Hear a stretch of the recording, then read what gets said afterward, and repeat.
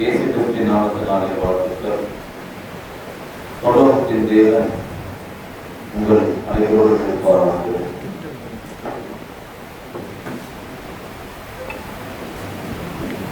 உங்கள் அனைவரோடும் இருப்பாராக.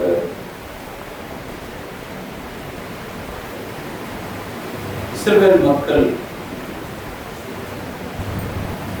எகிப்திலே ஏறக்குறைய 430 வருடங்கள் அவர்கள் வசித்தார்கள். ஏறக்குறைய அதில் பெரும்பாலான நாட்கள் அடிமைகளாக இருந்தார்கள். அந்த மக்களை தேவன் வழிநடத்த மோசே என்கின்ற மாபெரும் தேசிய தலைவரை தெரிந்து கொண்டு அதன் மூலமாக அவர் வழிநடத்தினார். ஆனால்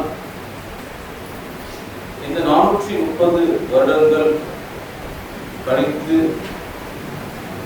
எகிப்தை விட்டு வந்த அந்த மக்கள் தங்கள் வாழ்க்கையிலே என்ன மாதிரியான ஒரு சூழ்நிலையை எதிர்கொண்டார்கள் என்பதை குறித்துதான் இந்த பாடங்களிலே நாம் படிக்க இருக்கின்றோம்.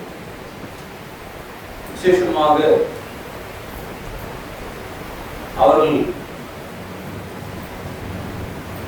11 நாட்களில் அந்த பயணத்தை முடிக்க வேண்டிய அவர்கள் அதை 40 ஆண்டுகளாக ஏன் அதை விரிவுபடுத்தினார், ஏன் அவ்வாறான சூழ்நிலை ஏற்பட்டது என்பதை திட்டமாய் படிக்க இருக்கின்றோம். நாமும் கூட நம்முடைய பயணத்தை பரலோகத்தை நோக்கி சென்று கொண்டிருக்கிறோம். நாம் பரலோகத்தை சென்றடைய முடியுமா? அதற்கு வாய்ப்புகள் எவ்வாறு இருக்கிறது? நாம் அந்த பிரசுத்தமான வாழ்க்கையை வாழ்கிறோமா என்பதை சீர்தூக்கி பார்க்கவும் செய்தி அவசியமாக இருக்கிறது. உபாகமம் புஸ்தகம் 1ஆம் அதிகாரம் 1 முதல் 4 வசனங்களிலே நாம் வாசிக்கும் போது, சேயீர் மலை வழியாய் ஓரேபுக்கு 11 நாள் பிரயாண தூரத்துள்ள காதேஸ் பர்னாயாவிலிருந்து என்று அறிவிக்கப்படுகிறது. சூப்புக்கு எதிராகவும் கானானுக்கும் தோப்பேருக்கும் லாபானுக்கும் அஸ்தரோத்துக்கும் இசாகாவுக்கும் நடுவாகவும் இருக்கிற யோர்தானுக்கு இக்கரையான வனாந்தரத்தின் சமனான வெளியிலே வந்தபோது மோசே இஸ்ரவேல் எல்லாரையும் நோக்கி சொன்ன வசனங்கள் ஆவன. எஸ்போனில் குடியிருந்த எமோரியரின் ராஜாவாகிய சீகோனையும், எத்ரேயின் அருகே அஸ்தரோத்தில் குடியிருந்த பாசானின் ராஜாவாகிய ஓக் என்பவனையும் மோசே முறியடித்த பின்பு 40ஆம் வருஷம் 11ஆம் மாதம் 1 தேதியிலே மோசே இஸ்ரவேல் புத்திரருக்கு சொல்லும்படி தனக்கு கர்த்தர் விதித்த யாவையும் அவர்களுக்கு சொன்னார். Wandering in the wilderness என்கின்ற இந்த பாடத்தின் தலைப்பு, வனாந்தரத்திலே 40 ஆண்டுகள் யாத்திரையை மேற்கொண்டார்கள். 11 நாட்கள் மட்டுமே பயண தூரமாகிய எகிப்து முதல் இஸ்ரேல் மக்கள் சேர வேண்டிய கானான் என்கின்ற அந்த தேசத்தை ஏன் இவர்கள் 40 ஆண்டுகள் எடுத்துக்கொண்டார்கள்? என்ன நடந்தது? ஏன் தேவன் அவர்களுக்கு ஒரு நீண்ட நெடிய பிரயாணத்தை அவர்களுக்கு வைத்தார் என்பதை தான் இந்த பாடத்திட்டங்களில் நாம் படிக்க போகிறோம். யாத்திராகமும் லேவியாகமும் எண்ணாகமும் உபாகமும் யோசுவாவில் இருந்து சில பகுதிகள், எபிரேயர், அப்போஸ்தலர்கள் புஸ்தகம் 7ஆம் அதிகாரம் ஆகிய இந்த பகுதிகளை கூடுதலாக சங்கீதம் 78ஆம் அதிகாரத்தினுடைய அனைத்து வசனங்களையும் நாம் வாசிக்கிறோம். அவருடைய யாத்திரை எவ்வாறு இருந்தது, அவருடைய பயணங்கள் எவ்வாறு இருந்தது என்பதை நாம் பார்க்கிறோம். ஏறக்குறைய சீனாய் வனாந்தரத்திலே அவர்கள் ஒரு நீண்ட நெடிய பயணத்தை மேற்கொண்ட போது அந்த வனாந்தரத்தின் வெப்பநிலை ஜனவரி போன்ற நாட்களிலே அவைகள் 50 டிகிரி செல்சியஸ் இருக்கும். நமக்கு இங்கே 39, 40 டிகிரி செல்சியஸ் வெயில் இருக்கிறது, நம்மளால் தாங்க முடியாது. ஆனால் 50 டிகிரி செல்சியஸ் இருக்கும். ஜூன் போன்ற மாதங்களிலே சீனாய் வனாந்தரத்தில் 82 டிகிரி செல்சியஸ் வெயில் இருக்கு. அந்த ஒரு இடத்திலே தான் தேவன் அவர்களை பயணத்தை மேற்கொள்ளும்படியாக செய்தார். அவர்கள் எங்கே இருந்து புறப்பட்டு வந்தார்கள் என்பதை வசனங்கள் திட்டமாக போதிக்கிறது. யாத்திராகமம் புஸ்தகம் 12ஆம் அதிகாரத்திலே அவர்கள் பயணம் எங்கே இருந்து புறப்பட்டது என்பதை குறித்ததான திட்டமான பதிவுகள் இருக்கிறது. 31ஆம் வசனத்திலே ராத்திரியிலே அவன் மோசேயையும் ஆரோனையும் அழைப்பித்து, நீங்கள் இஸ்ரவேல் புத்திரரும் எழுந்து என் ஜனங்களை விட்டு புறப்பட்டு போய் நீங்கள் சொன்னபடியே கர்த்தருக்கு ஆராதனை செய்யுங்கள்.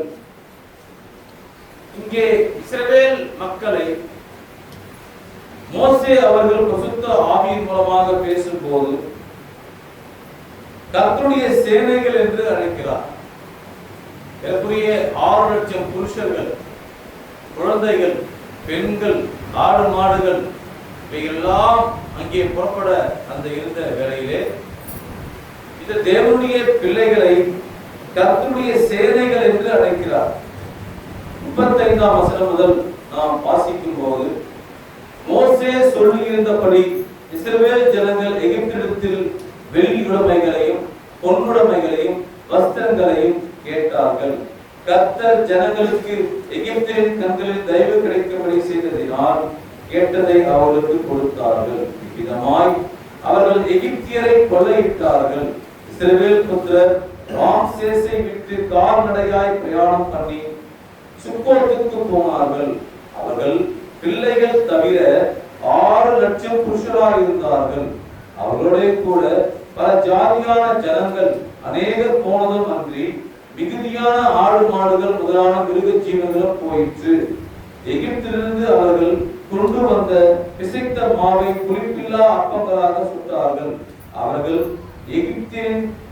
எகிப்தில் தரிக்க கூடாமல் துரத்திவிடப்பட்டதினால் அது புளியாதிருந்தது. அவர்கள் தங்களுக்கென்று வழிக்கென்று ஒன்றும் ஆயத்தம் பண்ணவில்லை. இஸ்ரவேல் புத்திரர் எகிப்திலே குடியிருந்த காலம் 430 வருஷம்.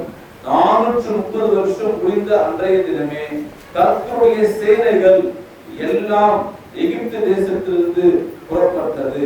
கர்த்தர் அவர்களை எகிப்து தேசத்திலிருந்து புறப்பட பண்ணினால் இது அவருக்கென்று முக்கியமாய் ஆசரிக்கத்தக்க ராத்திரி ஆயிற்று. இஸ்ரவேல் சந்ததியார் எல்லாரும் தங்கள் தலைமுறை தோறும் கர்த்தருக்கு முக்கியமாக ஆசரிக்க வேண்டிய ராத்திரி இதுவே. அன்பானவர்களே, இங்கே மிக நீதிய ஒரு காரியங்கள் சொல்லப்பட்டது. அவர்கள் அங்கே புறப்பட்ட இடம் எது என்பதை திட்டமாய் இந்த இடம் சொல்லுகிறது. 37ஆம் வசனத்திலே ராம்சேஸ் என்று சொல்லப்பட்டிருக்கிறது. அவர்கள் எவ்வாறாக அவர்கள் அந்த பிரயாணத்தை மேற்கொண்டார்கள் என்று பார்க்கும்போது கால்நடையாய் பிரயாணம் பண்ணினார்கள் என்று சொல்லப்பட்டிருக்கிறது. By walk.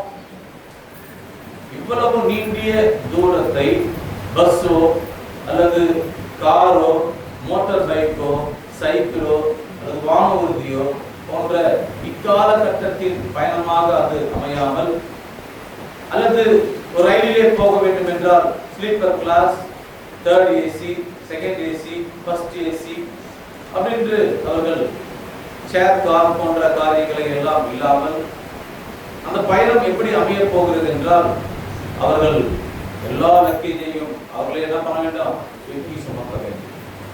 மேலும் 6 மாடுகள் அங்கே அவர்களுடைய போல வரும். இப்படியாக எவ்வளவு பேர் புறப்பட்டார்கள் என்று 37ஆம் வசனம் சொல்லுகிறது. அவர்கள் பிள்ளைகள் தவிர 6 லட்சம் புருஷராய் இருந்தார்கள். 6 lakhs men என்று அங்கே சொல்லப்பட்டிருக்கிறது. 6 லட்சம் புருஷர்கள். இவர்கள் எவ்வளவு நாள் அங்கே இருந்தார்கள் என்பதை வசனம் சொல்கிறது. 40ஆம் வசனத்திலே 430 வருஷம் என்று அங்கே சொல்லப்பட்டிருக்கிறது. அவர்களை 41ஆம் வசனத்திலே கர்த்தருடைய சேனைகள் எல்லாம் என்று அங்கே சொல்லப்பட்டிருக்கிறது. கூடுதலாக மற்ற ஒரு இடத்தை சேர்ந்த மக்களும் அவர்களே புறப்பட்டு போனார்கள். அவர்கள் இவ்வாறாக புறப்பட்ட அந்த ஒரு சூழ்நிலையையும் வருடங்களையும் தேதியையும் அங்கே மிகவும் திட்டமாக அங்கே பார்த்தீர்கள் என்றால் வேதாகம் பதிவு செய்கிறது.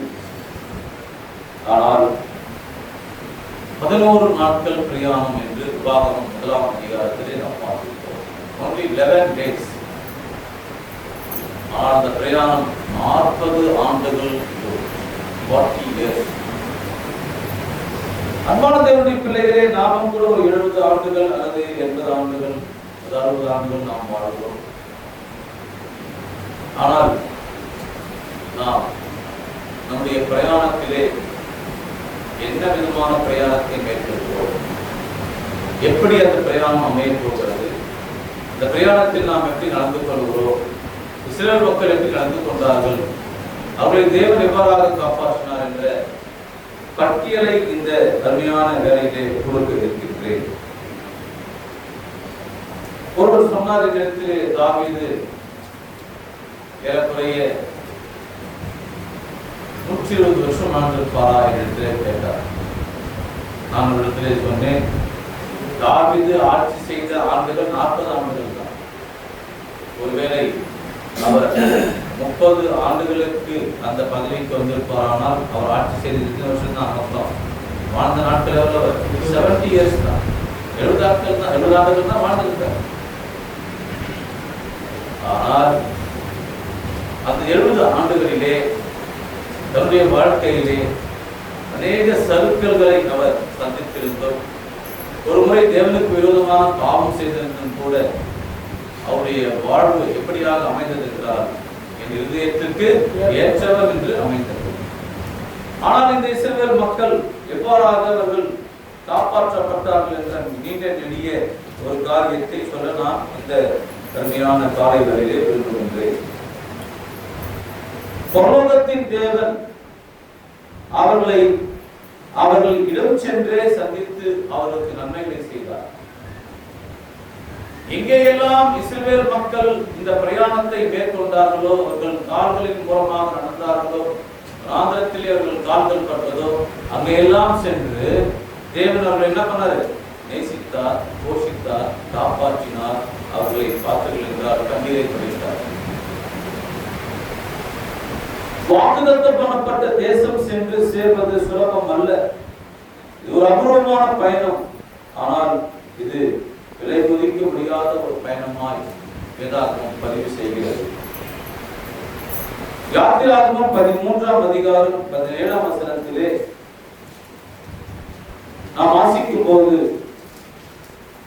பார்வோன் ஜனங்களை போகவிட்ட பின் ஜனங்கள் யுத்தத்தை கண்டால் மனமடித்து எகிப்திற்கு திரும்புவார்கள் என்று சொல்லி பெலிஸ்தரின் தேச வழியாய் போவது சமீபமானாலும் தேவன் அவர்களை அந்த வழியாய் நடத்தாமல் என்று சொல்லப்பட்டிருக்கிறது.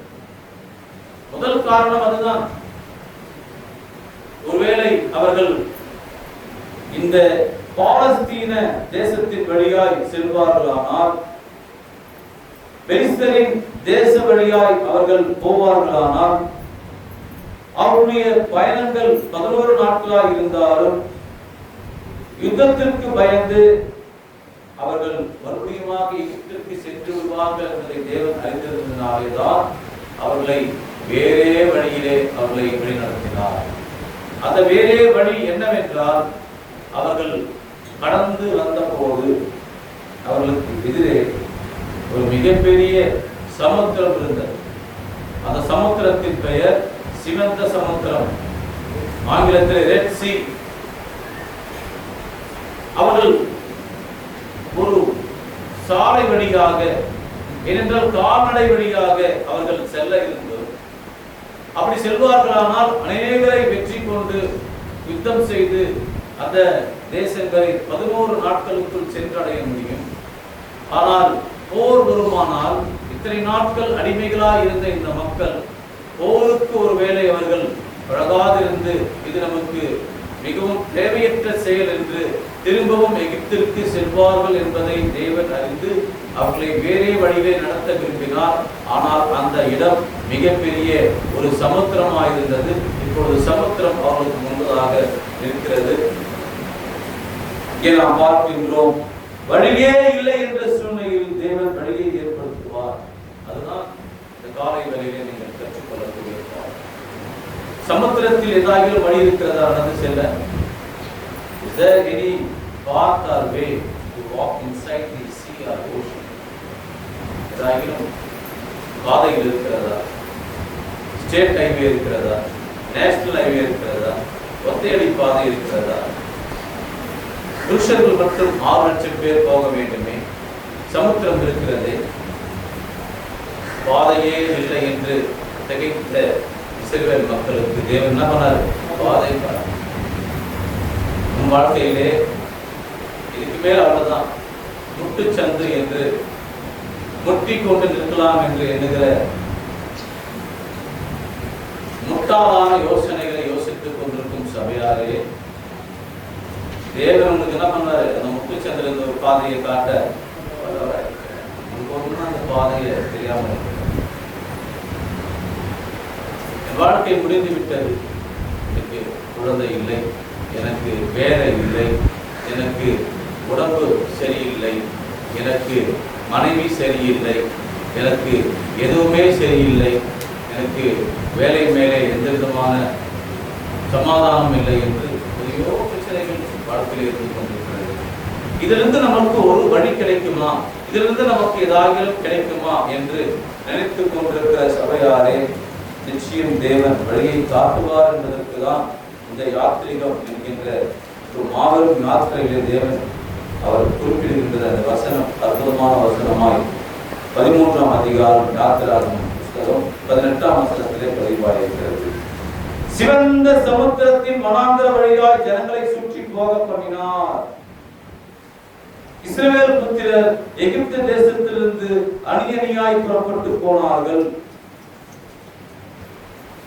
அன்பான தேவனுடைய பிள்ளைகளே, அங்கே வழியே இல்லை என்று அவர்கள் நினைத்திருந்த வேளையிலே அங்கே சமுத்திரத்தின் வனாந்தர வழியாய் ஜனங்களை சுற்றி போக பண்ணினார். தேவன் அவர்களுக்கு என்ன அமைத்துக் கொடுத்தார்? பாதை அமைத்துக் கொடுத்தார். பாதை எங்கே தெரியுமா? ரெட் சி என்று சொல்லப்படுகின்றதான அந்த சிவந்த கடல் தான். அந்த கடலின் உள்ளே அவர்கள் நடந்தார்கள். கடலில் நீர் இருந்திருக்குமே, அது கொஞ்சமான தண்ணீர் அல்லவா? எவ்வளவு தண்ணீர், பயங்கரமான சமுத்திரம் அல்லவா? ஆனால் இஸ்ரவேல் மக்கள் கடந்து செல்லும் போது அது ஒரு கரையை போல செயற்படையில கரையை போல என்ன பண்ணுச்சு? அவங்களுக்கு தேவன் அதை பாதை ஏற்படுத்தி கொடுக்கிற தேவனாக. அன்பான தேவனுடைய பிள்ளைகளே, தேவன் நம்மை இரவும் பகலும் நடத்துவார். நீ தூங்கி கொண்டிருந்தாலும் என்ன பண்ணாரு? நடத்துவார். நீ பகலிலே இருந்தாலும் என்ன பண்ணாரு? அநேகர் நாம் இரவிலே தூங்கி விடுகிறோம். நம் கண்களுக்கு மறைவாக அநேக தீய காரியங்கள் பார்த்துக்கள் நடந்து கொண்டுதான் இருக்கிறது. அவைகள் நம்ம கண்ணால் பார்க்க முடியவில்லை. உலகத்திலே மிகப்பெரிய ஒரு மார்க்கெட் இருக்கிறது. அவைகள் பிளாக் மேஜிக் என்று சொல்லப்படுகின்றதான மாய தந்திரங்கள் உள்ள ஒரு உலகம். இந்த உலகத்திலே எத்தனையோ காரியங்கள் செய்யப்படுகிறது. பிளாக் மேஜிக் என்று அதற்கு பெயர். அவையெல்லாம் நம் கண்கள் பார்க்க முடியவில்லை. இரவிலே நாம் தூங்கிக் கொண்டிருக்கிறோம். ஆனால் தேவன் நம்ம என்ன பண்ற? இரவிலே பகலில் நமக்கு எத்தனை விதமான கஷ்டங்கள் வருகிறது, எத்தனையோ பிரச்சனைகளை எதிர்கொள்கிறோம். நமக்கு பார்த்துக்கள் என்றால் தேவன் பகலிலே என்ன பண்றார்? முக்கியமான காப்பாற்றுகிறார். விசேஷமாக இந்த ஃபேன் எல்லாம் இப்போ ஓடிக்கொண்டிருக்கிறோம். இந்த ஃபேன் இல்லை என்றால் எப்படி உட்கார முடியும்? எங்களுக்கு குரு என்ற சூழ்நிலையை ஏற்படுத்தாவிட்டால் நாங்கள் சபையிலே உட்கார முடியாது சகோதரா என்று ஒரு சகோதரரோ அல்லது சகோதரியோ சொல்வார்களானால் தேவனுக்கு விடையளிக்கிறார். அவர் உங்களுக்கு வசனத்தின் மூலமாக பதிலளிக்கிறார். இரவிலே அதிகமான காற்றடிக்கவில்லை, அதனாலே எங்களுக்கு ஏசி இருந்தால் மாத்திரம் தூக்கம் வரும் என்று சொல்லிக் கொள்பவர்களே, உங்களுக்கு தேவன் இரவிலும் என்ன பண்றார்? உங்களுக்கு பதிலளிக்கிறார் வசனத்தின் மூலமாக. இஸ்ரவேல் மக்களுக்கு இவ்வளவு உன்னதத்திலே எப்படி அவர் 21ஆம் வசனம் 13ஆம் அதிகாரம் 21ஆம் வசனம் அவர்கள் இரவும் பகலும் வழி நடக்கக்கூடும்படிக்கு கர்த்தர் பகலில் அவர்களை வழிநடத்த மேக ஸ்தம்பத்திலும் இரவில் அவர்களுக்கு வெளிச்சம் காட்ட அக்னி ஸ்தம்பத்திலும் அவர்களுக்கு முன் சென்றார். அநேக யாத்திரைகளை நான் பார்த்திருக்கிறேன், பல யாத்திரைகளை நான் கேட்டு தெரிந்து கொண்டிருக்கிறேன். எடுத்துக்காட்டாக ஆந்திர மாநிலத்திலே ஒரு இடம் இருக்கிறது, திருப்பதி என்று அந்த இடத்திற்கு பெயர். அதற்கு நான்காபுரமும் ஜனங்கள் சென்று கொண்டிருக்கிறார்கள். பல்வேறு ஊர்களுக்கு நான் செல்லும் போது ஜனங்கள் சாலை சாலையாக செல்கிறார்கள். திருவண்ணாமலை என்ற ஒரு இடம் இருக்கிறது, அதற்கும் ஜனங்கள் சாரசாலையாக வழிநடுக நடந்து சென்று கொண்டிருக்கிறார்கள். திண்டுக்கல் மாவட்டத்திலே பழனி என்ற ஒரு இடம் இருக்கிறது, அதற்கும் ஜனங்கள் பண்றாங்க சென்று கொண்டிருக்கிறார்கள். இப்படி ஒரு சில இடங்கள் ஜனங்கள் யாத்திரிகர்களாக செல்வது தெரியும். கிறிஸ்தவர்களும் அதை பார்த்து காப்பி அடித்து நாங்களும் யாத்திரை செல்கிறோம், நாகப்பட்டினத்திலே இருக்கும் வேளாங்கண்ணிக்கு என்று என்ன பண்றாங்க, அவங்களும் நாங்களும் யாத்திரை போறோம் அப்படின்னு சொல்லிட்டு அநேக மக்களும் இப்பொழுது அங்கே யாத்திரை சென்று கொண்டிருக்கிறார்கள். இப்பொழுது நீங்கள் இதை கவனிப்பீர்களானால் கொடை என்று ஒன்று வரும், அந்த கொடையை தூக்கி கொண்டு செல்வார்கள். அந்த கொடை வருவதற்கு முன்னதாக ஒவ்வொரு இடத்திலேயும் ஜனங்கள் தங்களை பிரார்த்தித்துக் கொண்டு உணவளிப்பார்கள். பார்த்துருக்கீங்களா? சாப்பாடு போடுவாங்க. ஒரு பாட்டியும் ஒரு இளம் பெண்ணும் சாப்பிடாமல் இருந்திருக்கிறார்கள். அவர்கள் பல நாட்கள் சாப்பிடவில்லை. அவர்களை சாப்பிட யாரும் அழைக்கவும் இல்லை. அவர்கள் பட்னியாக இருந்திருக்கிறார்கள். ஆனால் அவர்களுக்கு சாப்பாடு பிபிஎஸ் மூலமாக ஒரு ஊரிலே போட்டிருக்கிறார்கள். அவர்களுக்கு கிடைத்திருக்கிறது. என்ன சாப்பாடு வச்சிருந்து? சாப்பாடு. சில நேரத்திலே இப்பேற்பட்டதான உணவுகள் கொடுக்கப்படுகிறது. அதனாலதான் அரசு கூட உணவளிக்க வேண்டும் என்ற திட்டத்திலே அம்மா உணவகம் என்ற உணவுகளை என்ன பண்ணது, ஏற்பாடு செய்யும். இந்த மக்களுக்கு யார் உணவு கொடுப்பது? எங்க இது மாதிரி ஜனங்கள் உட்கார்ந்து கொண்டு இந்த 6 லட்சம் பேருக்கு சோறு போட முடியுமா? இவங்களுக்கு கொஞ்சம் கொஞ்சம் ஒரு தட்டில் வச்சு அவங்களுக்கு எவ்வளவு சாப்பாடு தேவைப்படும், எவ்வளவு பாத்திரங்கள் என்றால் தண்ணி தேவைப்படும். தேவன் உங்களை வழிநடத்த வேண்டும். அவர் அங்கே தெரிந்து கொண்ட ஒரு பாத்திரங்கள் என்றால் பயண ஒரு இடமாக வனாந்தரம் இருந்தது. தேவன் அவர்களை எவ்வளமாக வழிநடத்தினார் என்று நாம் பார்க்கின்றோம். தன்னுடைய பிள்ளைகளுக்காக தேவன் யுத்தம் செய்தார். உங்களுடைய ஒரு கஷ்டம் வந்தால் நீங்கள் உங்களுடைய பரலோக பயணத்திலே உங்களுக்கு கஷ்டங்கள் வேதனைகள் வரும்போது உங்களுக்காக யார் யுத்தம் செய்வார்? தேவன் யுத்தம் செய்வார். யாத்திராகமம் 14ஆம் அதிகாரத்திலே அந்த வசனங்கள் பதிவாயிருக்கிறது. 14ஆம் வசனத்திலே கர்த்தர் உங்களுக்காக யுத்தம் பண்ணுவார், நீங்க என்ன பண்ணணும்? சும்மா இருப்பீர்கள். சும்மாதான் இருக்கணும் நீங்க, அவ்வளவுதான் அப்படின்னு தேவன் உங்களுக்காக யுத்தம் செய்வார். உங்கள் வாழ்க்கையிலே ஏற்படும் கஷ்டங்களிலே போராட்டங்களிலே தேவனை நீங்கள் நம்பி இருக்கும் போது, அவருடைய பிள்ளைகளாக இருக்கும் போது, அவரை சார்ந்து இருக்கும் போது உங்களுக்கு அந்த நன்மைகளை செய்வார். அதே அதிகாரம் 19ஆம் வசனத்திலே அப்பொழுது இஸ்ரவேலின் சேனைக்கு முன்னாக நடந்த தேவதூதனானவர் விலகி அவர்களுக்கு பின்னாக நடந்தார். அவர்களுக்கு முன் இருந்த மேகஸ்தம்பமும் விலகி அவர்கள் பின்னே நின்றது. எகிப்தியர் இவ்வாறாக அவர்களை துரத்தி கொண்டு வந்த போது தேவன் காரியங்களை அந்த மக்களுக்கு செய்தார். தேவதூதன் அவர்களுக்கு விலகி அவர்கள் பின்னாக கடந்து அங்கே நடந்தார் என்று நாம் பார்க்கின்றோம். இந்த மக்களுக்கு பின்னாக யார் நடந்ததா? தேவதூதன் என்ன பண்றாரு? அவங்க வழிநடத்திட்டு போறார். மிகப்பெரிய ஒரு யாத்திரை, மிகப்பெரிய ஒரு எக்ஸோடஸ், மிகப்பெரிய ஒரு காரியம். இந்த உலகத்திலே எத்தனையோ விதமான தேசங்கள் பிரிந்திருக்கிறது. நார்த் கொரியா, சவுத் கொரியா என்று பிரிந்திருக்கிறது. இந்தியா, பாகிஸ்தான் என்று பிரிந்திருக்கிறது. வெஸ்ட் ஜெர்மனி, ஈஸ்ட் ஜெர்மனி என்று பிரிந்திருக்கிறது. கொசோவா என்று அங்கே நாடுகள் பிரிந்திருக்கிறது. உலகத்திலே இதன் மாதிரி வியட்நாம் பிரிந்திருக்கிறது. உலகத்திலே எத்தனையோ இடங்கள் இவ்வாறாக பிரிந்திருக்கிறது. ஆனால் ஒரு சில தேசங்கள் வியட்நாம் சேர்ந்திருக்கிறது, ஜெர்மனி சேர்ந்திருக்கிறது, ஆனால் இந்தியா, பாகிஸ்தான் போன்ற தேசங்கள் இதுவரை சேரவில்லை, மாறாக போர் போட்டுக் கொண்டிருக்கிறார்கள். ஆனாலும் இந்த ஒரு சூழ்நிலையிலே இஸ்ரவேல் மக்களுக்காக யார் யுத்தம் பண்ணுவார்? தேவன். அவங்க என்ன பண்ணுவாங்க? சும்மா இருந்தா போதும். அப்படி அவர்களை நேசித்தார், அவர்களை அற்புதமாக வழி நடத்தினார். அற்புதம் என்கின்ற அந்த வார்த்தை மிராக்குலஸ் என்கின்ற பொருட்களும் இஸ்ரவேல் மக்களை அவர் மிராக்குலஸ் விதமாக அற்புதமாக அவர் வழி நடத்தினார். யாத்திராகமம் 16ஆம் அதிகாரம் 4ஆம் வசனத்தை நாம் வாசிப்போமானால், அங்கே பரலோகத்தின் தேவன், அப்பொழுது கர்த்தர் மோசேயை நோக்கி, நான் உங்களுக்கு வானத்திலிருந்து அப்பம் வருஷிக்க பண்ணுவேன். ஜனங்கள் போய் ஒவ்வொரு நாளுக்கு வேண்டியதை ஒவ்வொரு நாளிலும் சேர்த்துக் கொள்ள வேண்டும். மக்கள் யாத்திரை செய்கிறார்கள், தேவன் அவர்களை வழிநடத்துகிறார், அவர்கள் சுற்றி கொண்டு போகிறார்கள். அவர்கள் பயண தூரம் அவர்களுக்கு 40 ஆண்டுகள். இந்த 40 ஆண்டு பயணத்திலே அவர்களுக்கு தினமும் பசி எடுக்கிறது.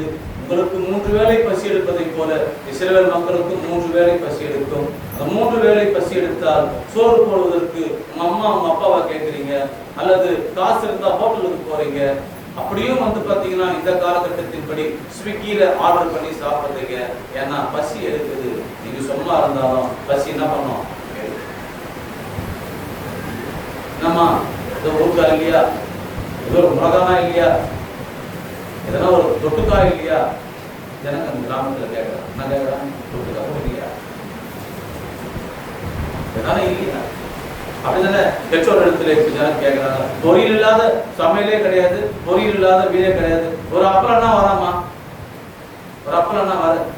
அது ஞாயிற்றுக்கிழமையில பாத்தீங்கன்னா அந்த மாமிச உணவை சமைத்து வைக்கவில்லை என்றால் பெண்கள், ஆண்கள் வெகுண்டு எழுந்து கோபம் கொண்டு பாத்திரங்கள் பறக்கிறது. கை எடுக்கல, காசு இல்லையே, கடை வாங்கி எடு. என்ன கடை வாங்கி எடு. எனக்கு ரொம்ப வாரத்துக்கு ஒரு முறை கூட கறி சாப்பிடலாம், எப்படி எனக்கு உடம்புல ஸ்ட்ரென்த் இருக்கும் சொல்லிட்டு ஸ்ட்ரென்த்துக்கு எடுக்கிறேன். ஆனா தேவன் உங்களுக்கு எல்லாமே தந்திருக்கிறார். என்ன பண்றாரு? தந்திருக்கிறார். இதில் மறுபக்கம் சில கஞ்சர்கள் இருக்கிறார்கள். பேங்கிலே பணத்தை வைத்துக் கொண்டு, வீட்டிலே பணத்தை வைத்துக் கொண்டு கஞ்சியும் மிளகாவையும் குடித்துக் கொண்டிருக்கிற மக்களை குறித்து நான் பேசவில்லை. அவர்கள் கஞ்சர்கள் பட்டியலிலே வருகிறார்கள். அவங்க அப்படிதான் இருப்பாங்க. மிளகாய், அப்புறம் அந்த மாதிரியான வெங்காயம் இதெல்லாம் கடிச்சு குடிச்சிட்டு கடைசியில எல்லாத்தையும் வச்சுட்டு போயிடுவாங்க பிள்ளைங்களுக்கு. பிள்ளைங்க கொஞ்ச நாள் ஒரு போட்டோ வைப்பாங்க. அப்புறம் கொஞ்ச நாள் பொறுத்து அந்த கிழவனை தூக்கி வெளியே போடணும்னு சொல்லுவாங்க. இதுக்குதான் நீ ரொம்ப கஷ்டப்பட்டு அவனுக்கு சேர்த்து வைக்கிற. நீ முதலாவது தேவன் கொடுத்ததுன்னா பண்ண அனுபவிக்கலாம். ஓவர் கஞ்சமா இருக்கிற. யாராயிரம் டீ வாங்கி தருவார்கள் அந்த டீ கடையாக காத்து கொண்டிருக்கிறார். நீ என்ன பண்ணலாம்? டீ வாங்கி தருவதற்கு தேவன் எல்லா வசதி வாய்ப்புகளையும் கொடுத்திருக்கிறார். யாருக்கு குறை வச்சிருக்கிறார் இந்த சபையில சொல்லணும்? டீ வாங்கி கொடுக்க வசதி இல்லைங்க ஐயா, எனக்கு சாப்பாடு சாப்பிட வசதி இல்லைங்க ஐயா, எனக்கு வீடுகள் இல்லை ஐயா, எனக்கு வாசல் இல்லை ஐயா அப்படின்னு சொல்லக்கூடியது யார் இருக்காங்க? இப்போ உங்களுக்கு சபை முடிச்சோடனே நாங்கள் போய் கொட்டூர் ரயில்வே பிளாட்ஃபார்ம் தான் தங்க போறோம்னு சொல்றோம். யாரும் இருக்காங்க இங்க? சொல்லுங்க பார்க்கலாம். எல்லாருக்கும் தேவன் எல்லா வச்சு என்ன பண்ணாரு? கொடுத்திருக்கிறார். இங்க பாருங்க, அந்த மக்களுக்கு எவ்வளமாக அவர் நடத்தினார் என்று 17ஆம் அதிகாரம் 6ஆம் வசனத்தில் நாம் பார்த்திருக்கோம். அங்கே ஓரேபிலே நான் உனக்கு முன்பாக கன்மலைகள் மேல் இருப்பேன், நீ அந்த கன்மலையை அடி. தேவன் எங்க போய் நிற்பாரா? கன்மலையில் மேல் நிற்பேன் சொல்றாரு பாருங்க. அங்கே ஓரேபிலே நான் உனக்கு முன்பாக கன்மலைகள் மேல் நிற்பேன், நீ அந்த கன்மலையை என்ன பண்ண? அடி. அப்பொழுது ஜனங்கள் குடிக்காததுன்னா வரும், தண்ணீர் புறப்படும் என்றார். அப்படியே மோசே இஸ்ரவேல் மூப்பரின் கண்களுக்கு முன்பாக செய்தான். பாத்தீங்களா? நீங்கள் 20 ரூபாய் பாட்டில் அக்வாபீனா கிணியே தான் பார்த்துருக்கீங்க. வாட்டர் பாட்டில் 800 ரூபாய் இருக்குது. உங்களுக்கு தெரியுமா? சென்னையில் இருக்கிற டிபார்ட்மெண்டல் ஸ்டோர்களிலே, உயர்ந்த டிபார்ட்மெண்டல் ஸ்டோர்களிலே இவைகள் இருக்கிறது. 1 லிட்டர் தண்ணியோட 800 rupees பார்த்துக்கலாம். வெளிநாடுகளிலே அமேசான்களிலிருந்து நேரடியாக பிடித்து வந்த தண்ணீர்கள் இருக்கிறது. கங்கை தண்ணீர் என்று அதை கொண்டு வந்து அதையும் விற்கிறார்கள். ஆனால் ரயில் நீர் என்று 15 ரூபாய் கொடுத்து விற்கிறார்கள். அதிலே 500 ml அரை லிட்டர் பாட்டில் விற்கிறார்கள், 300 ml பாட்டில் விற்கிறார்கள். ஆனால் இந்த பாட்டில் எல்லாம் 20 ரூபாய் விலை. எங்கேயாகிலும் ஊர் பயணம் செல்வோமானால் தண்ணீருக்கே பல ஆயிரங்களை நாம் செலவழிக்கிறோம். இந்த தண்ணீரை குடிக்க வேண்டும், எனக்கு தொண்டை கட்டிவிடும், நான் கிண்டிலே தான் குடிப்பேன், அக்வாஃபினா தான் குடிப்பேன், சாதாரண தண்ணீரை குடிக்க மாட்டேன், இது போர் தண்ணீரா, இது குழா தண்ணீரா, அல்லது இது ஆற்று தண்ணீரா, இப்படியெல்லாம் நாம் கேட்டு குடிக்கிறோம். ஆனால் தேவன் 6 லட்சம் பேருக்கு உணவு அளிக்க வேண்டும். உணவு அளித்த பேர் அவர்களுக்குன்னா தான் தாகம் எடுக்கும், பியூரிஃபைடு வாட்டர் கொடுக்கிறார். எங்கிருந்து தண்ணி வருது? மலையில பார்த்தீங்கன்னா கல்லுதான் இருக்குது, அந்த கண்மலை இருக்குது, வனாந்தரத்தில் இவ்வளவு உஷ்ணமான இடம். கண்மலையில் ஒரு சொட்டு தண்ணி கூட ஈரம் இல்லாத அந்த கண்மலையிலே பார்த்தீர்கள் என்றால் ஈரத்தை என்ன பண்றாரு? வரவைக்கு யாராலே முடியும்? தேவனாலே முடியும். ஆமா, தண்ணீர் வருகிறது, குடிங்க. எவ்வளவு பேர் குடிக்கணும்? அதுல 6 லட்சம் புருஷர்களுக்கு மேல. அவங்க அப்படியே படிப்படியா 20 லட்சம் பேர் ஆயிடுறாங்க. அவங்க பார்த்தீர்கள் என்றால் அவ்வளவு மக்கள் தாகம் தீர்க்க வேண்டும். மாடு ஆடு இவையெல்லாம் குடிக்க வேண்டும். ஒரே வாட்டி குடி, அதோட அடுத்த மாசம் தான் தண்ணீர் சொன்னாகிட்டே இருக்கோம். ஒட்டகமா நீ சேர்த்து வச்சு என்ன பண்ற? அப்பதான் நிறைய குடிப்ப. என்ன பண்ற? ஒரு நாளுக்கு இத்தனை லிட்டர் தண்ணீர் குடிக்க வேண்டும் என்ற ஒரு கணக்கு இருக்கிறது. அந்த தண்ணீரை குடிக்க வேண்டும் மனிதன். அப்பொழுதுதான் அவனுக்கு நல்ல உடம்பு ஆரோக்கியம் இருக்கும். தேவன் அவர்களை அஞ்சதனமாக நடத்தாமல் அவளுக்கு என்ன கொடுத்தார்? தண்ணீர் கொடுத்தார், அப்பா கொடுத்தார். அன்பான தேவனுடைய பிள்ளைகளே, தேவன் இஸ்ரவேல் மக்களை எப்பேற்பட்டதான ஒரு பார்த்தீர்கள் என்றால் மாமிசம் கொடுத்தார்.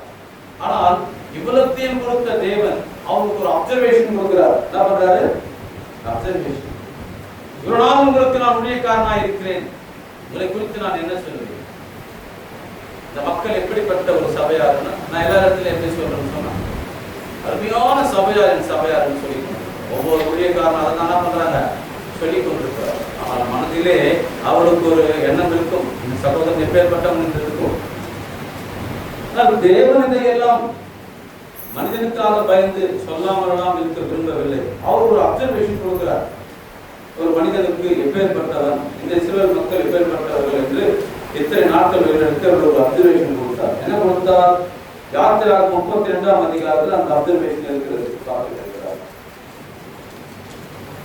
9ஆம் வசனத்திலே, பக்கம் 112 9ஆம் வசனத்திலே அது பதிவாயிருக்கிறது. பின்னும் கர்த்தர் மோசேயை நோக்கி, இந்த ஜனங்களை பார்த்து, இவர்கள் எப்படிப்பட்ட ஜனங்களா இருக்கிறார்கள் பார்த்தீர்கள் என்றால், stiff-necked peoples. அப்படின்னா வணங்கா கழுத்துள்ள, இவங்களுக்கு சூரியன் வரக்கூடாதான் ஏசி போட்டுருக்கிறார் தேவன், மேகஸ்தம்பம் கொடுக்கிறார். நைட்ல பாத்தீங்கன்னா இவங்களுக்கு இருட்டா இருக்கு இல்லையா, உடனடியா பார்த்தீங்கன்னா லைட்டை போட்டுன்ற மாதிரி அவங்களுக்கு அக்னி ஸ்தம்பம் கொடுக்குறாரு. அப்புறம் பாத்தீங்கன்னா இவங்களுக்கு சாப்பாடு வானத்திலிருந்து எங்க வருது? வானத்திலிருந்து வருதோ தேவன் அனுப்புறாரு.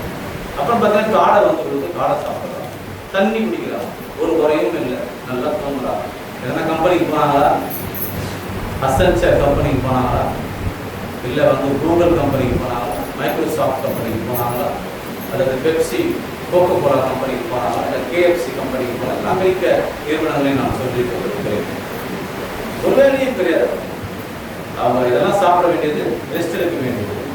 ஆனால் அப்பேற்பட்ட மக்கள் என்ன சொல்லப்பட்டிருக்கிறது? அவங்களுக்கு என்ன மாதிரியான ஒரு கருத்தை சொல்கிறார் தேவன்?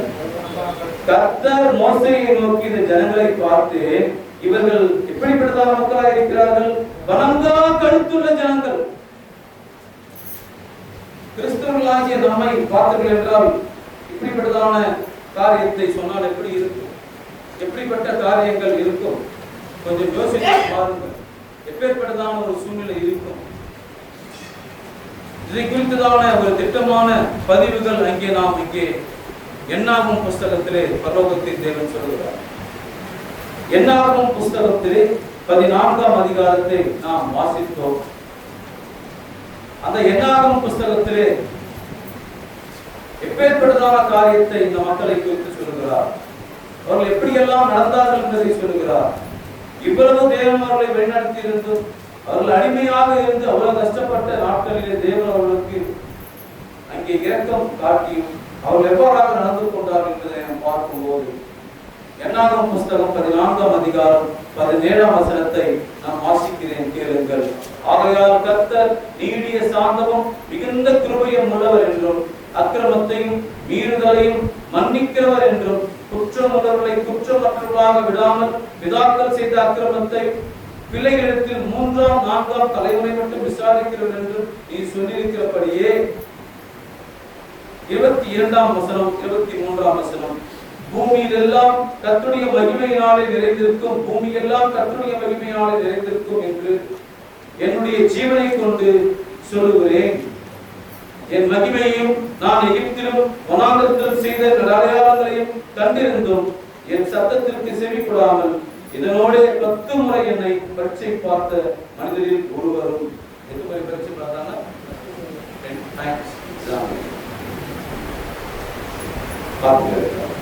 24ஆம் வசனம் என்னுடைய தாசனாகிய காலேப் வேறே ஆவியை உடையவனாய் இருக்கிறபடியினாலும் உத்தமமாய் என்னை பின்பற்றி வந்தபடியினாலும் அவன் போய் வந்த தேசத்திலே அவனை சேர பண்ணுவேன், அவன் சந்ததியார் அதை சுதந்திரித்துக் கொள்வார்கள்.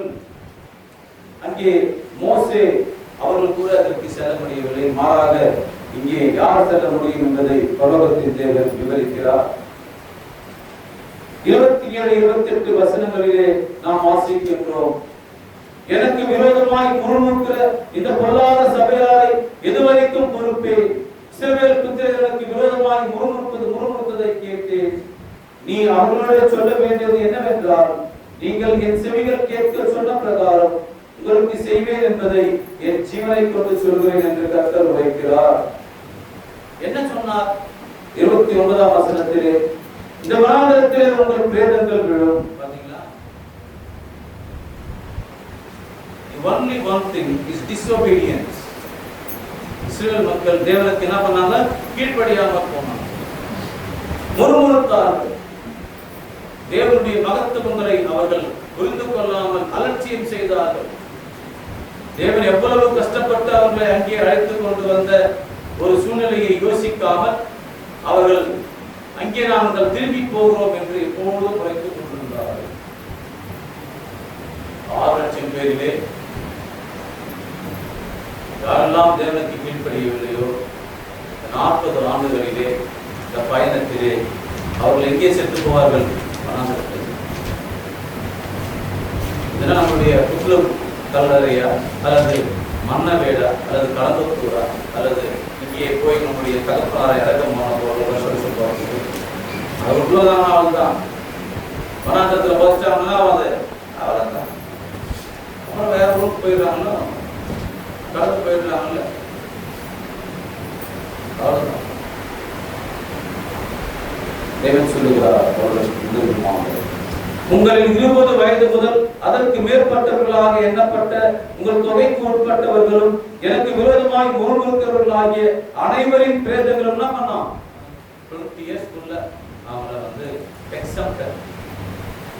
மீதி 20 வயசுக்கு மேல யாரெல்லாம் முறுமுறுக்கிறாங்களோ அவங்கள எங்க சாவ போறாங்க? இங்கே சாவ போறாங்க அப்படின்னு தேவன் சொல்லுவார். 30ஆம் வசனம் எப்புன்னேவின் குமாரன் காலேபும் நூனின் குமாரன் யோசுவாவும் தவிர, அவரே சொல்றார். யார் போறாங்க? 2 பேர். ஏன்னா நான் கூட யோசுவான்ட்டு யாரா சொல்லுவாங்க, அப்பா பேரோட சொல்றாரு. என்ன சொல்றாரு? அப்பா பேரோட சொல்றாரு. எப்புன்னேயின் குமாரன் காலேபும் நூனின் குமாரன் யோசுவாவும் தவிர மற்றவர்களாகிய நீங்கள் நான் உங்களை குடியேற்றுவேன் என்று ஆணையிட்டு கொடுத்த தேசத்தில் என்ன பண்ணவில்லை? பிரவேசிக்கவில்லை. நம்ப முடியாது.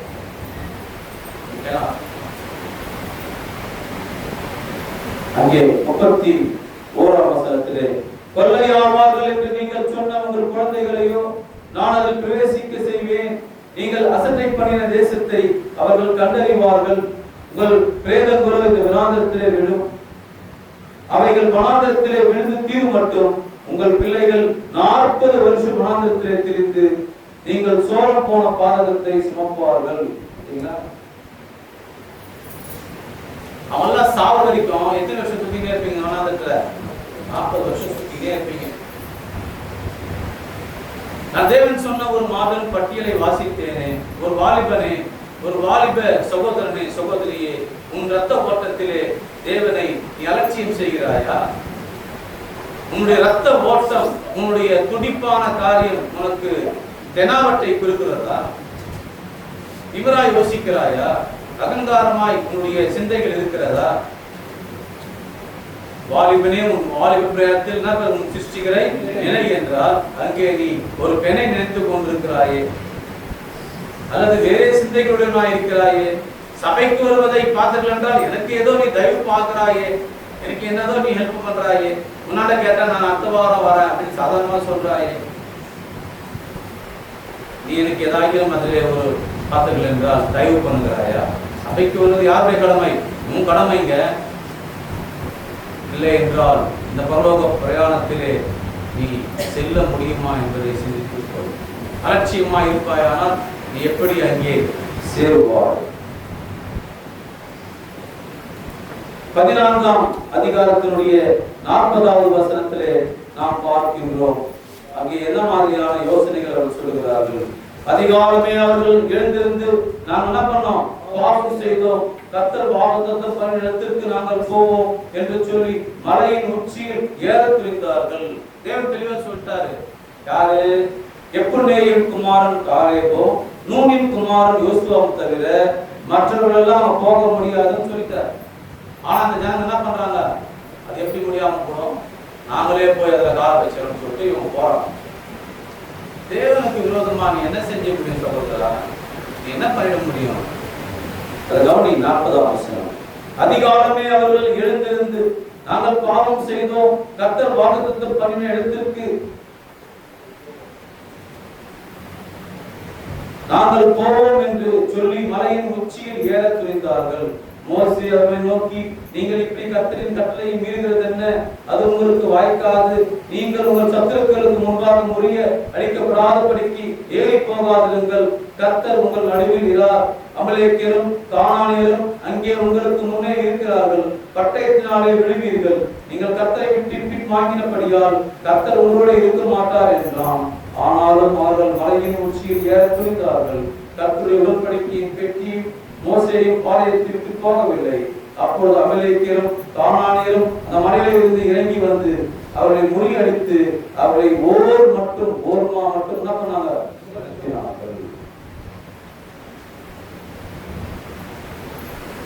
11 நாட்கள் செல்ல வேண்டிய அந்த பயணம் எப்படியாக அது பார்த்தீர்கள் என்றால் மாற்றப்பட்டது. ஏன் அவர்கள் உன்னதமாக காரியத்தை அவர்கள் எதிர்கொண்டார்கள்? கீழ்ப்படிதல் இல்லாததுனாலே அவர்கள் எதிர்கொண்ட இந்த காரியத்தை நாம் என்ன என்று சொல்வது? அங்களே போயிடுவோம்னு சொல்லிட்டு இவங்க ஏறி ஆனாலும் என்ன பண்ண முடியாது.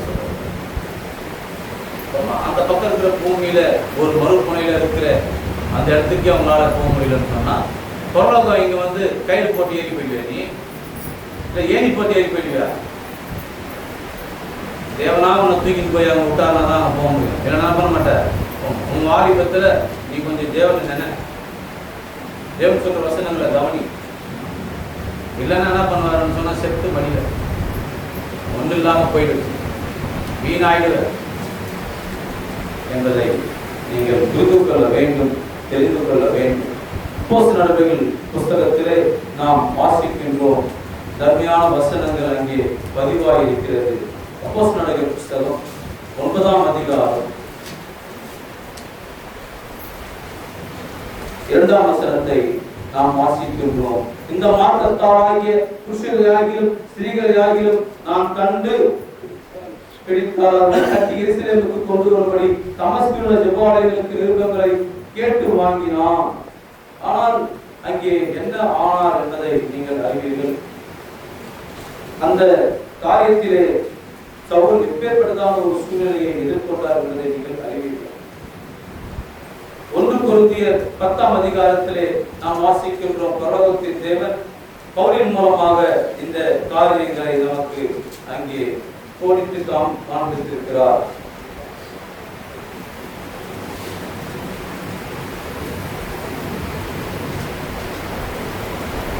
5ஆம் வசனம் முதலில் வாசிக்கிறேன். அப்படி இருந்தும் அவர்கள் அதிகமான பேரிடத்தில் தேவனுக்கு பிரியமாய் இருந்ததில்லை. ஆதலால் வனாந்தரத்திலே அவர்கள் என்ன பண்ணாங்க? அடிக்கப்பட்டார்கள். அவர்கள் இச்சித்தது போல நாமும் பொல்லாதானவைகளை இச்சியாதபடிக்கு இவைகள் நமக்கு திருஷ்டாந்தங்களாய் இருக்கிறது. ஜனங்கள் புசிக்கவும் குடிக்கவும் உட்கார்ந்து விளையாட எழுந்திருந்தார்கள் என்று எழுதியிருக்கிறபடி அவர்களில் சிலர் விக்கிராராதனைக்காரர் ஆனது போல நீங்கள் என்ன பண்ணுங்க?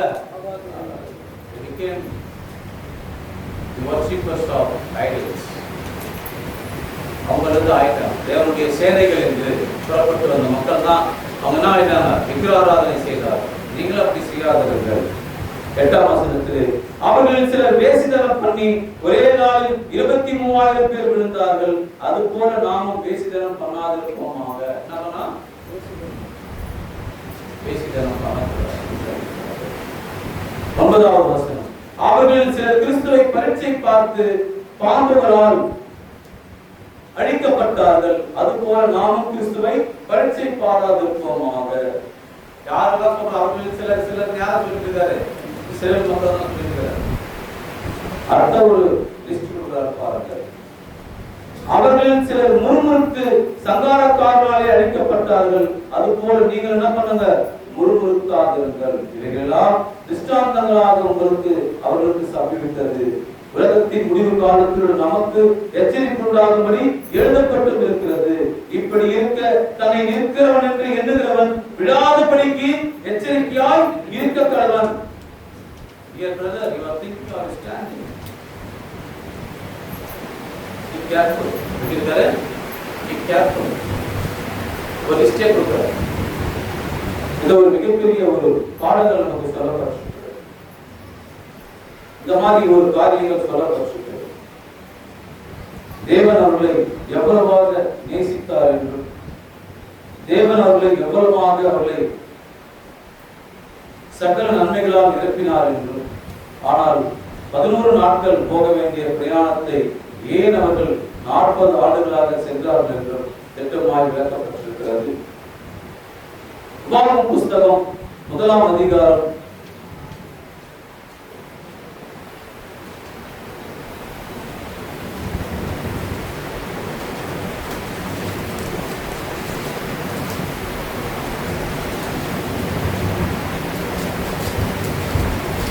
19 முதல் சில வசனங்களை நாம் வாசிக்கிறோம்.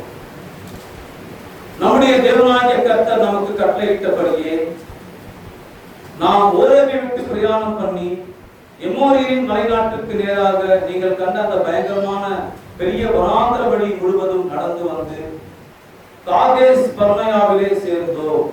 அந்த வழி எப்பேற்பட்டதான வழி என்று சொல்லப்பட்டிருக்கிறது. நீங்கள் கண்ட அந்த பயங்கரமான பெரிய வனாந்தர வழி முழுவதும் நடந்து வந்து dangerous paths. ஏனென்றால் அந்த இடத்திலே யாரும் நடந்து வந்ததில்லை. காரணம் அவர்களுக்கு எதிரே இந்த பக்கம் செங்கடல் இருக்கிறது, அந்த பக்கம் செங்கடல் இருக்கிறது. ஆகவே ஒரு பாதை இல்லை, ஒரு பிரிட்ஜ் இல்லை. தேவன் அவர்களை அந்த மாதிரியான இடத்தை நடக்க செய்தார்.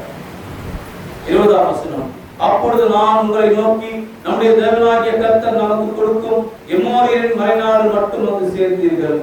இதோ உன் தேவனாகிய கர்த்தர் அந்த தேசத்தை உனக்கு முன்பாக வைத்திருக்கிறார்.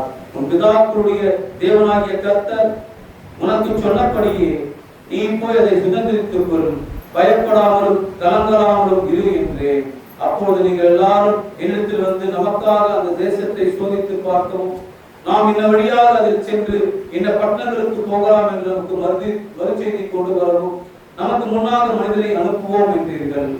அது எனக்கு நன்றாய் கண்டது. கோத்திரத்துக்கு ஒருவனாக 12 மனிதரை தேர்ந்தெடுத்து அனுப்பினேன்.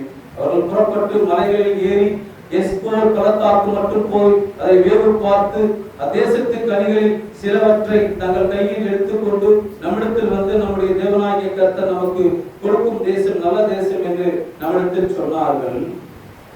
ஆனாலும் என்ன நடந்தது என்பதை நாம் பார்க்கின்றோம். 29ஆம் வசனம், உபாகமம் 1ஆம் அதிகாரம் 29ஆம் வசனம். அப்பொழுது நான் உங்களை நோக்கி நீங்கள் கலங்காமலும் அவர்களுக்கு பயப்படாமலும் இருங்கள். உங்களுக்கு முன் செல்லும் உங்கள் தேவனாகிய கர்த்தர் தாமே எகிப்தில் உங்களோடு இருந்து உங்கள் கண்களுக்கு முன்பாக செய்த எல்லாவற்றையும் போலவும் வனாந்தரத்தில் செய்து வந்தது போலவும் உங்களுக்காக யுத்தம் பண்ணுவார். ஒரு மனிதன் தன் பிள்ளையை சுமந்து கொண்டு போவது போல நீங்கள் இடத்திற்கு வருகிற வரைக்கும் நடந்து வந்த வழிகள் எல்லாவற்றிலும் உங்கள் தேவனாகிய கர்த்தர் உங்களை சுமந்து கொண்டு வந்ததை கண்டீர்களே. குமார் இல்ல, அவருக்கு 3 பசங்க சுமக்க முடியாது. அரசியல் சில பேர் விட்டு வந்ததாரு.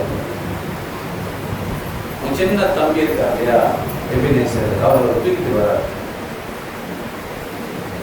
குழந்தை சின்ன வெயிட் தானே, சுமந்து வந்தா அந்த குழந்தை என்ன நினைக்கிறேன்னா, அவன் யாருடைய தோல் மேல இருக்கிறோம், நம்மளை யார் காப்பாத்துவாரு, அப்பா காப்பாத்துவாரு. கடையில யார் வாங்கி தருவாரு, அப்பா வாங்கி தருவாரு. அவனுக்கு எல்லாம் அவர் செய்வார் அப்படின்னு நினைக்கிறார்.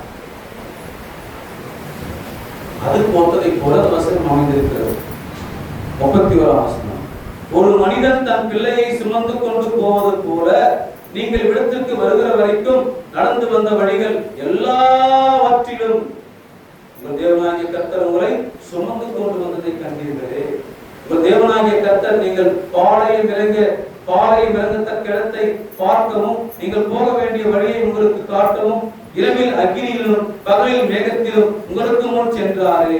இப்படி இருந்தும் இந்த காரியத்தில் நீங்கள் அவரை என்ன பண்ணீங்க, எவ்வளவு செய்து வந்தோம், நம்ப மாட்டேங்கிறீங்களே.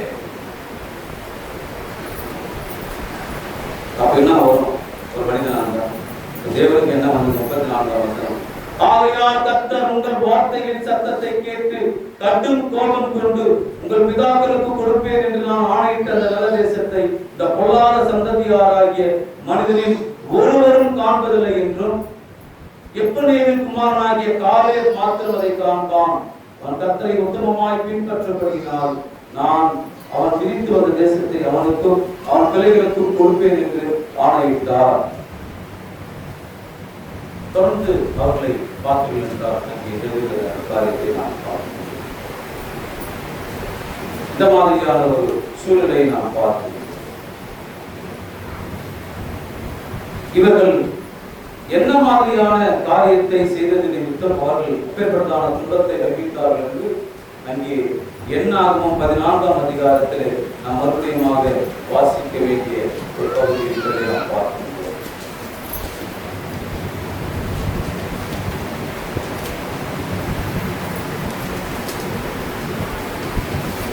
அங்கே என்னாகும் 14ஆம் அதிகாரத்திலே அவர்கள் இப்பேற்பட்டதான 40 நாள் வேவு பார்த்தார்கள் என்று அங்கே 25ஆம் வசனம் சொல்வதை பார்க்கின்றோம். ஆனால் ஜனங்கள் இவ்வண்ணமாக பார்த்தார்கள் என்றால் பேசியதினாலே, துக்கம் கொண்டாடினாலே, இப்படிப்பட்ட காரியங்களை செய்ததினாலே நாம் பார்க்கின்றோம். 40 நாட்கள் வேவு பார்த்த அந்த 40 நாட்கள் ஒவ்வொரு வருடமாக கணக்கிடப்பட்டு நீங்க எத்தனை வருஷம் இங்க சுத்தி வர வேண்டும் இந்த வனாந்தரத்தை 40 ஆண்டுகள். அன்பான தேவனுடைய பிள்ளைகளே, சபையாரே, இந்த மாதிரியான ஒரு பயணம் இந்த உலகத்தில் எப்பொழுதும் நடந்தது. எப்பொழுதும் பார்த்தீர்கள் என்றால் இவ்வளவு மக்கள் சென்றது. அவர்களை ஒரு தேசிய தலைவனை வைத்து ஒரு மக்களை இப்படியாக நடத்தினார்கள் என்று கேள்விப்படாத ஒன்றாயிற்று. இப்பேற்பட்டதான மக்களுக்கு ஒரு குறையும் வராமல் தேவன் என்ன பண்ணாரு, பாதுகாத்தார். ஆனால் அவர்கள் கீழ்ப்படியாததினாலே எல்லாரும் என்ன பண்ணாங்க, செத்து போனாங்க. யோசுவாவும் காலேபும் தவிர எல்லாரும் என்ன பண்ணாங்க, வனாந்தரத்திலே செத்து போனாங்க. ஆகவே நாமும் கூட இது நமக்காக எழுதப்பட்டிருக்கிறது. நாம் பரமகானாகிய பர்வதத்தை நோக்கி சென்று கொண்டிருக்கிறோம். நாமும் தேவனுடைய விஷயத்திலே கீழ்ப்படியாமல் போவோமானால், அவருக்கு பிரியமாய் நடக்காமல் நாம் இருப்போமானால், நாமும் கூட நாம் அந்த இடத்தை சென்றடைய வாய்ப்பில்லாமல். ஆகவே இந்த தேவனுடைய செய்தி கேட்கிற ஒவ்வொரு மனதும் என்ன நினைக்க வேண்டும் என்றால், நாம் தேவனுக்கு பிரியமாய் நடக்கும் போது தேவன் நம்மை பரம கானானுக்கு அழைத்து செல்ல வருவார். முறுமுறுப்பாயானால், அசட்டை செய்வாயானால், கீழ்ப்படியாமை போவாயானால், அல்லது தேவனுக்கு விரோதமாய் நடப்பாயானால், அங்கே சென்று சேர்வது எப்படி இருக்கும்? கஷ்டமாய். ஆகவே இந்த வசனங்களை உங்கள் உள்ளத்திலே வைத்துக் கொள்ளுங்கள். இன்னும் புதிய ஏற்பாட்டிலிருந்து அநேக பகுதிகளை உங்களுக்கு சொல்ல விரும்பினாலும் நேரம் என்பின் கருத்தில் கொண்டு இதை நான் பதிவு செய்கிறேன். தேவன் உங்களோடு